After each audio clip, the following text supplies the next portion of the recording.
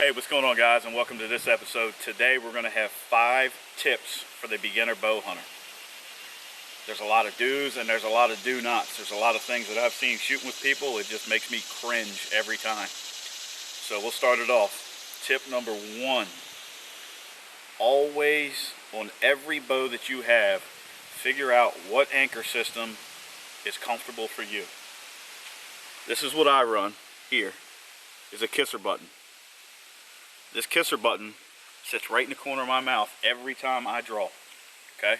A lot of guys nowadays are running the nose button, which hits you right on the tip of your nose where your string is. String in your nose button will hit you right here. Some guys will have some spot on their face. Whatever's comfortable to you, you use it. I've always, since I first started shooting, have used a kisser button. Now, start with the do not. What not to do when you have an anchor. Draw your bow back. Do not search for this anchor. As you're searching, trying to find this little sweet spot that, if you will not work to your advantage, okay? While you're sitting there trying to find that sweet spot with your anchor, you're straining yourself because you're sitting here at full draw longer than you need to be. Here's the do. All you need to do, draw your bow, settle in, find your anchor, squeeze and pull with your release. That's all you need to do. Don't sit here for 30 seconds, 45 seconds. Once you find that sweet spot, you're still at full draw, then you shoot. You're going to strain yourself, okay? Tip number 2. When you draw these bows back, okay, do not hold a death grip on these bows. Once you hold a death grip on these bows, it's going to be hard for you to get out of that form, okay? All you want to do, stay relaxed. There's a lifeline on your hand. Everybody has it. It's right here. You want to have that right in your grip and keep these fingertips mobile. They do not need to be locked down. Do not death grip this bow. If you death grip this bow, you're going to start torquing this bow. As you can see, every time I clench my fist, what happens? You torque the bow. Your accuracy is going to go way down if you start doing that. Just stay relaxed, okay? Don't put your hands out like this. You can if you want, but keep it away from the arrow. If that arrow hits your finger, you're going to be in the ER. No doubt about it. It's not going to be fun for you. Tip number 3 that I have. Sorry guys, it's like 15-mile-an-hour winds out here. Couldn't have picked a better day to do this video. Tip number 3. When you're at full draw, okay, and you go to hit your release, do not slap these releases, okay? It's kind of hard to do with a thumb style release. I'm just shooting a regular old release, fingertip. Do not slap this. If you're at full draw and you're slapping this release, okay, like this, with your finger, what I mean by slapping is you're coming like this, okay?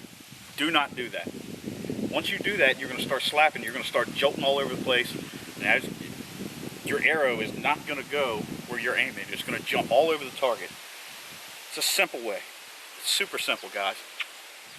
Draw your bow, find your anchor, settle in, relax, simply squeeze and pull. It's that easy. Do not slap this release. You're going to jump all over the place. Your accuracy is going to be all over the place. And it's going to be another habit. Once you get into, it's going to take a while to get out of. Don't start. Just simply squeeze and pull.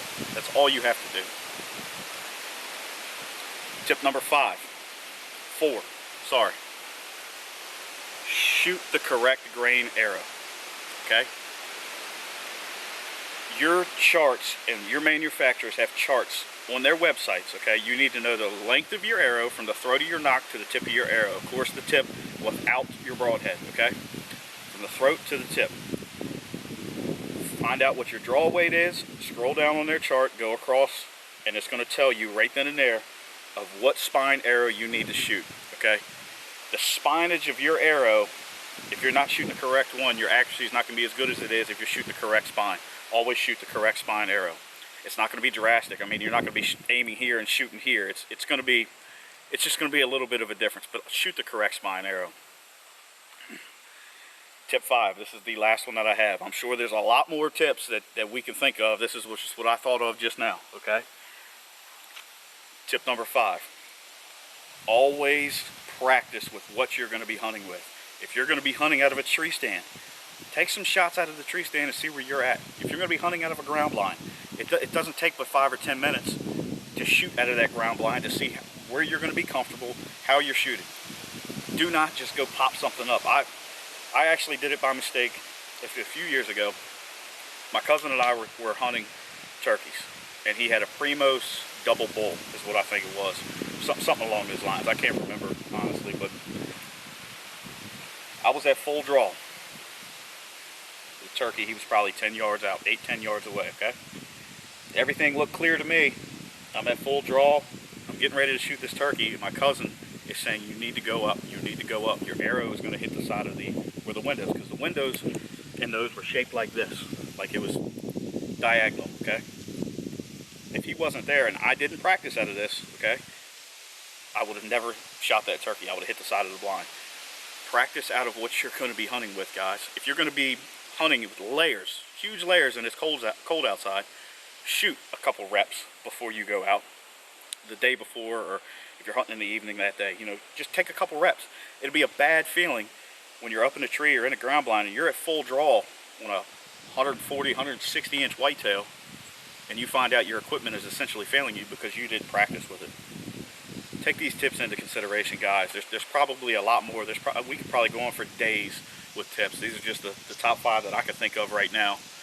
If you guys like these videos, please give them a thumbs up. Please subscribe to the channel. I appreciate everybody that is taking time out of their day to subscribe. Every subscriber helps. I really appreciate it. Hit the bell notification up top. It'll notify you every time I upload a video. We got a lot more to come. We just had a huge shooter on camera, full velvet, massive 8-pointer. I'm hoping to get it on film for you guys. So stay tuned. We got a lot more to come. Thanks for watching, guys.